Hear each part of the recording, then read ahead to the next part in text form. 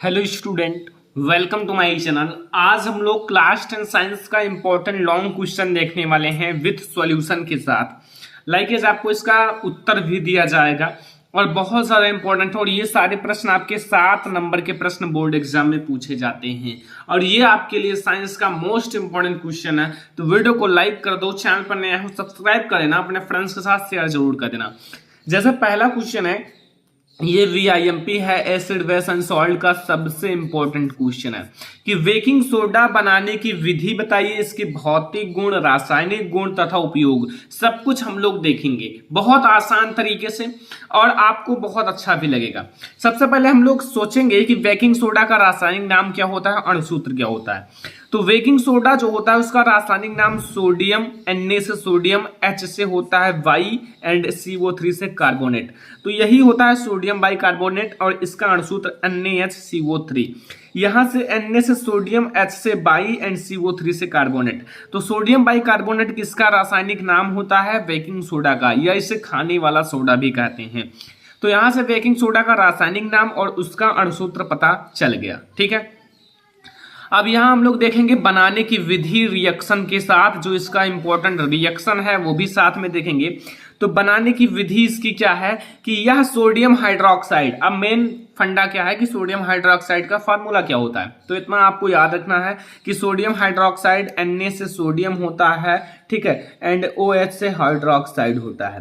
तो यहाँ sodium hydroxide का फार्मूला यही होता है, ठीक है, कि सांद्र विलयन में, ठीक है, अधिक मात्रा में CO2 यानी कि कार्बन डाइऑक्साइड गैस प्रवाहित करने पर प्राप्त होता है। यानी कि अगर हम सोडियम हाइड्रोक्साइड में अधिक मात्रा में CO2 यानी कि कार्बन डाइऑक्साइड गैस प्रवाहित कर दें तो हमें बेकिंग सोडा प्राप्त हो जाता है। लाइकेज आपको ये प्राप्त हो जाएगा NaHCO3। तो अगर आपको रिएक्शन कहा जाए कैसे लिखोगे, तो आपको बहुत इजी तरीके से लिखना है। कैसे लिखना है समझो। सबसे पहले अगर आपको कह दिया गया कि NaOH, यहां थोड़ा सा 2 लाइन का रिएक्शन है इसलिए थोड़ा ऊपर लिखो, ठीक है। यहां फर्स्ट समझो, देखो सोडियम बाइकार्बोनेट NaOH, ठीक है, NaOH और इसमें CO2 प्रवाहित कर दिया जाएगा। तो यहां बनेगा क्या, सबसे पहले आप ये समझो, इसको बैलेंस करने के लिए इसका जो मॉलिक्यूल्स होना चाहिए 2 होना चाहिए, 2NaOH प्लस CO3 और यहां बनेगा Na2। क्योंकि मैंने इसलिए क्यों कहा कि 2 कर दो, क्योंकि Na2 लिखना पड़ेगा और यहाँ Na1 है तो यहाँ Na2 करोगे तब Na2 होगा, एंड CO3। तो यहाँ सबसे पहले हमें प्राप्त होता है सोडियम कार्बोनेट, लेकिन हमें प्राप्त क्या करना है, सोडियम बाइकार्बोनेट। तो यहाँ जो आपको ये पूरी चीजें दिख रही हैं, इसमें आप H2O यानी कि Na2CO3 प्लस H2O, इसमें आप दोबारा कार्बन डाइऑक्साइड गैस प्रवाहित करो, इसीलिए लिखा है मैंने अधिक मात्रा में। तो यहाँ दूसरे नंबर पे आपको क्या करना है, इसी चीज को, ये जो आपको मिला है इसे लिख लो, Na2CO3 प्लस H2O एंड इसमें दोबारा आप CO2 गैस प्रवाहित करो। और जब आप दोबारा CO2 गैस प्रवाहित करोगे तो आपको पूरा का पूरा NaHCO3 पूरा का पूरा मिल जाएगा और ये आपका पूरी तरह से बैलेंस रहेगा। अब आपको नाम पता होगा इसका, तो आपको ऑलरेडी पता होगा, सोडियम हाइड्रोक्साइड है, ये कार्बन डाइऑक्साइड है, ये सोडियम कार्बोनेट है एंड ये है पानी, जल, और ये भी सोडियम कार्बोनेट ही है, ये जल है, और ये है क्या, कार्बन डाइऑक्साइड, और ये आपका वही है खाने वाला सोडा, ठीक है, यानी कि सोडियम बाइकार्बोनेट, ये NaHCO3। यहाँ O कितना है, 2, 1 3 3 6, तो यहाँ 3 दूना 6, यानी कि सब कुछ बैलेंस है। तो यहाँ अगर रिएक्शन कहा जाए तो ऐसे आपको देना है, ठीक है। बनाने की विधि में बस इतना ही है, यही रिएक्शन आपके लिए इंपॉर्टेंट है। बनाने की विधि में ऐसे आपको बनाना है। सबसे पहले आपको सोडियम हाइड्रोक्साइड में CO2 गैस प्रवाहित करोगे तो सोडियम कार्बोनेट बनेगा, और सोडियम कार्बोनेट और जल, और इसमें जब दोबारा आप CO2 प्रवाहित करोगे तो आपका पूरा बन जाएगा। इसका भौतिक गुण क्या है, भौतिक गुण आप लोग समझ लो। भौतिक गुण है कि फर्स्ट, यह एक सफेद क्रिस्टलीय पदार्थ होता है, ये जो होता है सफेद रंग का होता है और क्रिस्टलीय पदार्थ होता है, क्रिस्टलीय। दूसरा है ये जल में अल्प विलीय है, पूरी तरह से विलीय नहीं होता है, ये जल में थोड़ा विलीय होता है, अल्प विलीय होता है। तीसरा है इसका जलीय विलयन अम्लीय होता है, इसमें जो होता है H पाया जाता है, इसलिए इसका जलीय विलयन अम्लीय हो जाएगा, ठीक है। इसका रासायनिक गुण देखो, पहला, अगर आप इसको गर्म करने पर सोडियम कार्बोनेट में टूट जाता है एंड CO2 गैस निकलने लगता है। तो आज हम इसे गर्म कर देते हैं। लाइक यहाँ आप इसे अगर आप गर्म करोगे तो गर्म करने का क्या प्रोसेस है, यहाँ आप 2NaHCO3 ले लो एंड इसे आप गर्म कर लो। कैसे गर्म करोगे, देखो इसे अगर आप गर्म करोगे तो यहाँ आपको मिलेगा क्या, यहाँ आपको पूरी चीजें मिल जाएंगी। क्या मिलेगा, मैंने कहा है कि आपको सोडियम कार्बोनेट यानी कि Na2CO3 मिलेगा, ठीक है, सोडियम कार्बोनेट मिल गया, प्लस आपको क्या मिलेगा CO2, ठीक है, लेकिन इससे पहले आपको जल मिलेगा H2O एंड प्लस आपको मिल जाएगा CO2 यानी कि कार्बन डाइऑक्साइड गैस बाहर निकल जाएगा। यहाँ एक ट्रिक मैं बता दूं आप लोगों को कि ये जो रिएक्शन है पूरा ऊपर एक रिएक्शन है उसी पर डिपेंड है। नोट करते रहिए, नोट बना लीजिए सभी लोग। देखो ऊपर जो रिएक्शन है ये इसी चीज को उल्टा लिख दिया गया है, ये चीज को आगे लिख दिया गया है, ठीक है, और इस चीज को पीछे लिख दिया गया है, बस यही गर्म किया गया है, ठीक है। तो गर्म करने पर आपको ये मिलेगा। और दूसरा देखो, दूसरा रिएक्शन है इसमें केमिकल रिएक्शन में यानी कि रासायनिक अभिक्रिया में, देखिए रासायनिक गुण में कि तनु अम्लों के साथ क्रिया करके लवण तथा जल तथा कार्बन डाइऑक्साइड गैस बनता है, निकलता है। देखो तनु अम्ल के साथ आपको क्रिया कराना है, तो आ जाओ हम लोग तनु अम्ल के साथ इसका क्रिया कराते हैं। लाइक ये पहला रिएक्शन है तनु अम्ल के साथ यानी कि NaHCO3, और इसमें तनु अम्ल मतलब HCl ले लो, कोई दिक्कत नहीं है, HCl। तो यहाँ आपको मिलेगा क्या, देखो यहाँ आपको मिलेगा, यहाँ से Na और यहाँ से Cl, NaCl बन जाएगा, ओके, NaCl।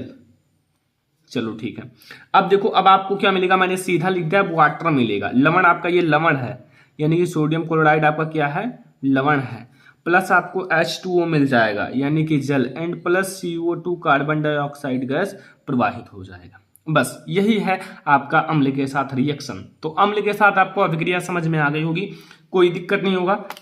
वैसे अगर नहीं समझ में आया हो तो कोई दिक्कत है नहीं, मैं आपको बहुत अच्छे से समझा दिया, वीडियो दोबारा देखकर आप दोबारा भी समझ सकते हो, ठीक है। अगला देखो यहाँ उपयोग हम लोग समझेंगे, उपयोग इनके 3। पहला है अमाशय की अम्लता को ये दूर करता है, जो खाने वाला सोडा अगर इसे आप खाते हो तो ये जो अमाशय की अम्लता है, अम्लता उसे मिटाता है, दूर करता है। दूसरा है चर्म रोगों के निदान में, जो चर्म रोग हो जाता है, चमड़े का रोग, उसको खत्म करने के लिए।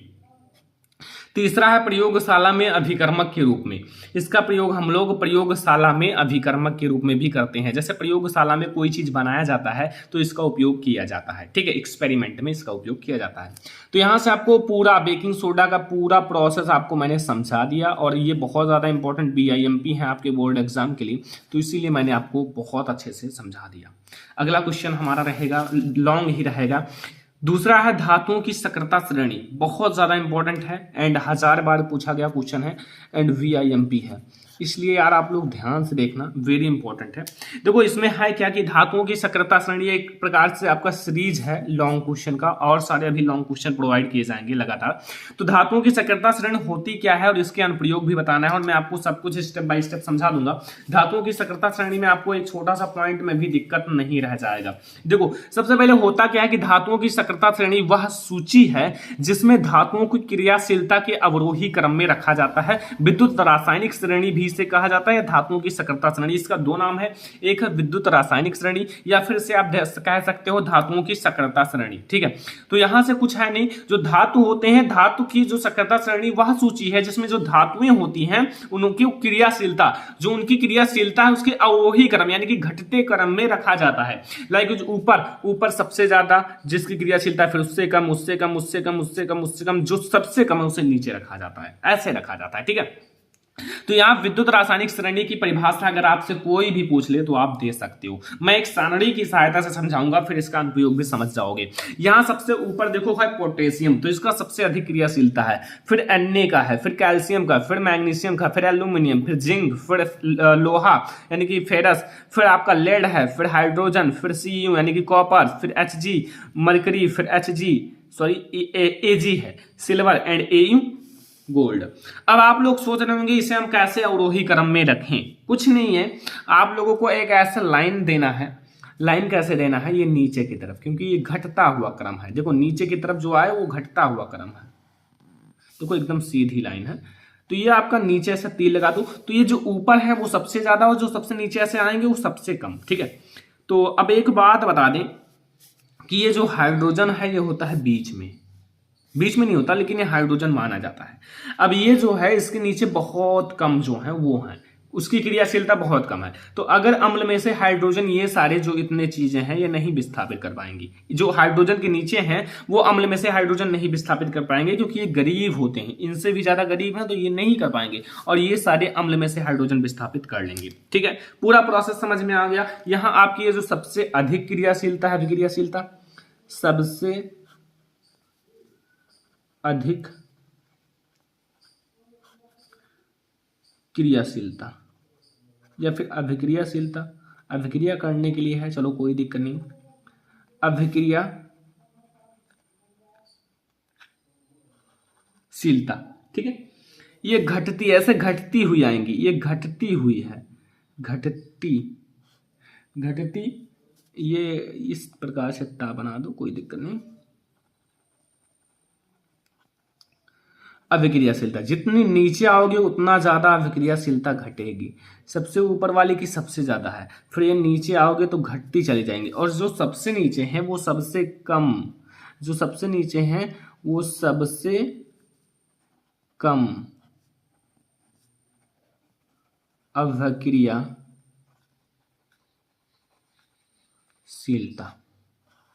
तो यहां से आपको पता क्या चला कि जो नीचे होती हैं वो कम अभिक्रियाशीलता है, घटती हुई, और ये सबसे अधिक अभिक्रियाशीलता है। ठीक है, समझ में आया। अगला देखो इनके अनुप्रयोग क्या है। नंबर फर्स्ट कि विद्युत रासायनिक श्रेणी की सहायता से धातुओं की क्रियाशीलता की तुलना की जा सकती है। धातुओं की जो क्रियाशीलता है उसकी तुलना कैसे की जा सकती है? विद्युत रासायनिक श्रेणी की सहायता से। यहां हम बता सकते हैं कि पोटेशियम का ज्यादा क्रियाशीलता है और सीयू का कम क्रियाशीलता है। यहाँ कैल्शियम ज्यादा क्रियाशीलता है और ये सिल्वर कम क्रियाशीलता है, ऐसे हम लोग तुलना कर सकते हैं।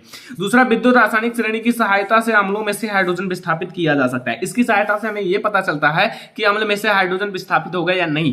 जैसे ये हाइड्रोजन के जितने भी नीचे तत्व हैं ये अम्ल में से हाइड्रोजन विस्थापित नहीं कर पाएंगी, और जितना ऊपर तत्व हैं वो अम्ल में से हाइड्रोजन विस्थापित कर लेंगे। तो यहां से दो अनुप्रयोग हैं, पूरी विद्युत रासायनिक श्रेणी है एंड क्या होता है विद्युत रासायनिक श्रेणी। ये दूसरा मोस्ट इंपॉर्टेंट क्वेश्चन है आपके लिए और बहुत ज्यादा इंपॉर्टेंट और लॉन्ग क्वेश्चन है। ठीक है, अब हम लोग तीसरा समझेंगे पाचन तंत्र के बारे में, पूरा डाइजेस्टिव सिस्टम के बारे में। देखो ये अगर आप लोग जानते हो पाचन तंत्र के बारे में तो अच्छी बात है, अगर आप नहीं जानते हो तो आज के बाद आपको कोई दिक्कत भी नहीं रह जाएगा। सबसे पहले अगर आप चित्र नहीं जानते हो तो चित्र भी बनाना सीख लो। एंड यहाँ बुक देखो, एक हमारे पास बुक है एंड मैं आपको पाचन तंत्र लिखकर समझाऊंगा और यहाँ मैं आपको चित्र समझा देता हूँ। ये जो है ये जीभ, ये इसमें लाल ग्रंथियां होती हैं, ये है ये अंदर की तरफ मुख है, ये ग्रसनी है, ये निगल द्वार है। ठीक है, ये आपका पित्ताशय है, ये है अमाशय एंड ये छोटी आंत, बड़ी आंत, गुदा द्वार एंड मूत्राशय या मलाशय। ठीक है, तो इन सबको आप नोट कर लो, बनाना मैंने ऑलरेडी बता दिया है, सबको नोट कर लो, फिर हम लोग आगे पूरा विवरण समझते हैं। ठीक है, समझ में आ गया होगा आप लोगों को। ये ज्यादा इंपॉर्टेंट ये है कि आखिर पाचन तंत्र होता क्या है, उनके पूरा भाग।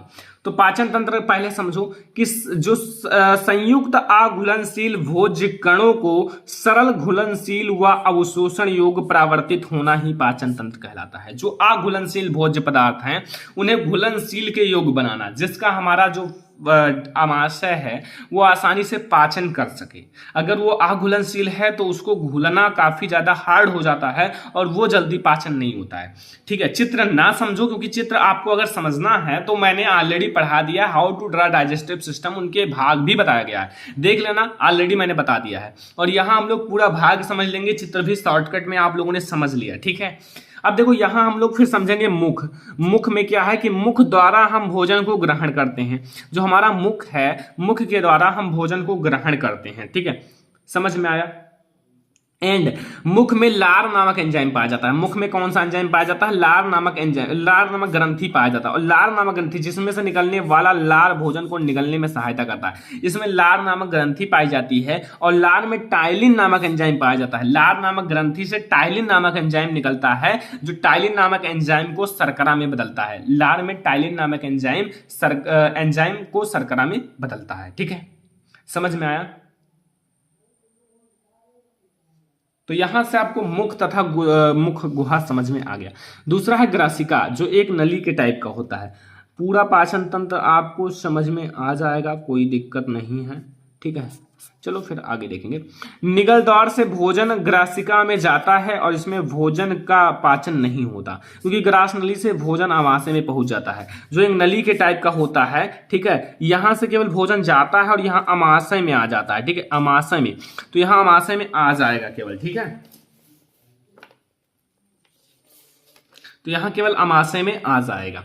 यहां देखो अमाशय क्या है, देखो अमाशय में भोजन आता है और इसमें जठर नामक ग्रंथि पाया जाता है, और जठर नामक ग्रंथि से जठर नामक रस निकलता है, और जठर रस HCl रेनिन पाया जाता है। जठर रस में HCl रेनिन, पेप्सिन रेनिन दोनों पाया जाता है। HCl पेप्सिन एवं रेनिन 3 पाया जाता है। तो यहां से आपको अमाशय भी समझ में आ गया बहुत अच्छे से। देखो सबसे पहले आपको समझना है पाचन तंत्र होता क्या है, जो अघुलनशील भोज्य पदार्थ हैं उनके घुलनशील योग्य बनाना।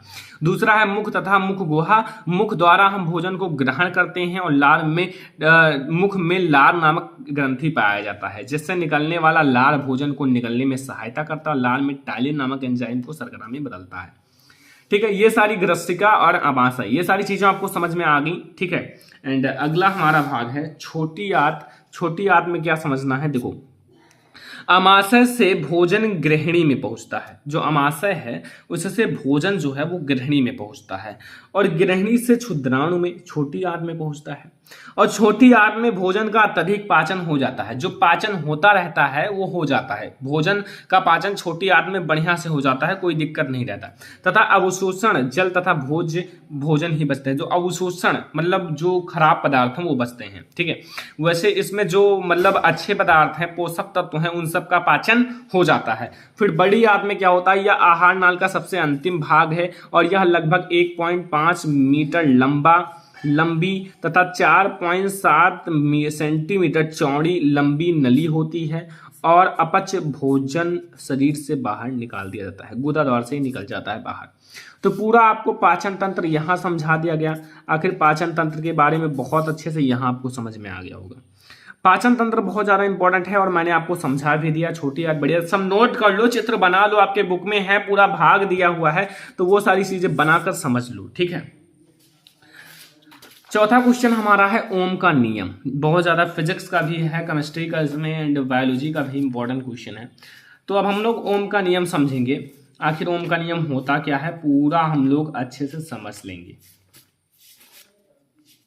ठीक है। तो यहां जाओ ओम का नियम समझते हैं कि ओम के नियमानुसार या फिर ओम के नियम के अनुसार जब भौतिक अवस्थाएं जैसे ताप, ये एक भौतिक अवस्था है, ताप दाब, ठीक है, समान रहे, इसमें कोई चेंजेस ना हो, समान रहे, इक्वल रहे, ठीक है, समान रहे, तो किसी चालक में प्रवाहित होने वाली धारा उनके सिरों के बीच विभवांतर के समानुपाती होता है। जो मतलब उस चालक में प्रवाहित होने वाली धारा जो है, जो इसमें V है अर्थात धारा, ये समानुपाती होता है I के, यानी कि जो इसमें धारा प्रवाहित हो रहा है वो विभवांतर के समानुपाती होता है।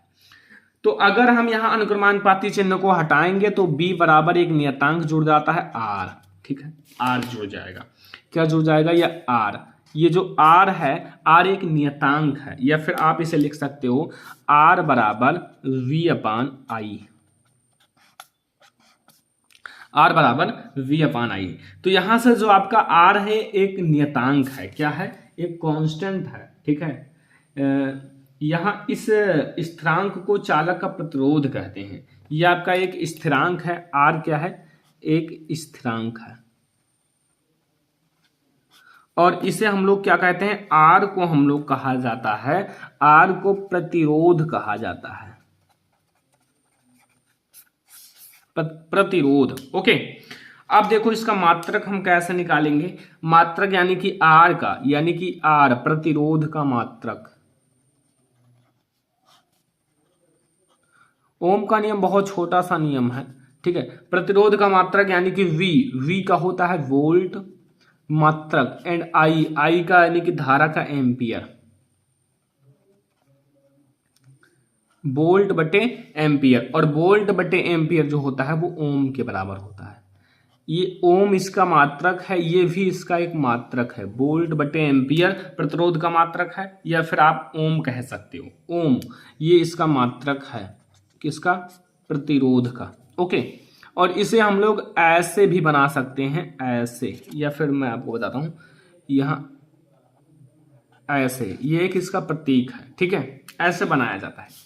तो यहां से आज हमने बहुत सारे लॉन्ग क्वेश्चन डिस्कस कर लिए जो आपके बोर्ड एग्जाम के लिए बहुत ज्यादा इंपॉर्टेंट है, आपके बोर्ड एग्जाम में पूछे जाएंगे इसमें से, ठीक है। और ये आपके बोर्ड एग्जाम के लिए बहुत ज्यादा इंपॉर्टेंट है, इसलिए मैंने आपको कई सारे लॉन्ग क्वेश्चन समझा दिया।